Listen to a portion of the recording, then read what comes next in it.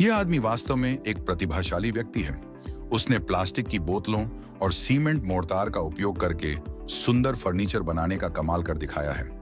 सबसे पहले वह कई प्लास्टिक की बोतलों को एक साथ जोड़ता है और उन्हें पतले तार से मजबूती से बांधता है। फिर वह बोतलों के मुंह पर पत्थर बांध देता है और उसमें सीमेंट मोर्टार डालना शुरू करता है। वह धैर्यपूर्वक इंतजार करता है जब तक सीमेंट पूरी तरह सूख न जाए। जब सीमेंट पूरी तरह सेट हो जाता है तो वह बोतलों को सीधा खड़ा करता है और एक कोने में लाल ईंटों की एक गोल घेरे में व्यवस्था करता है। फिर वह लगभग 3 सेंटीमीटर मोटी सीमेंट मोर्टार की परत भरता है ताकि सतह समतल हो सके। इसके बाद वह संरचनात्मक मजबूती के लिए कुछ स्टील की छड़ें डालता है और 2 क्षैतिज छड़ें भी लगाता है।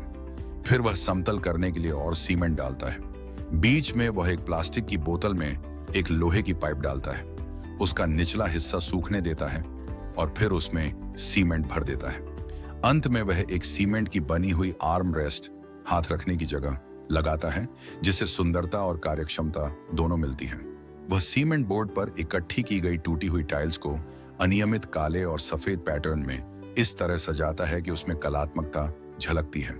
यह पूरी प्रक्रिया बहुत सावधानी और हुनर से की जाती है। लापरवाही की कोई गुंजाइश नहीं है।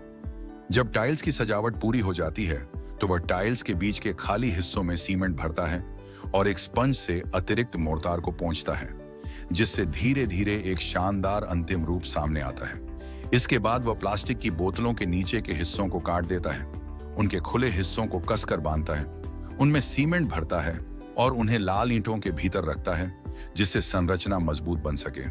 फिर वह बगीचे की सतह पर सीमेंट मोर्टार डालता है, उसे एक छोटे तसले से समतल करता है, उसमें 1000 साल पुराना पेड़ लगाता है, स्टील की पाइप डालता है और फिर एक और परत सीमेंट की लगाता है।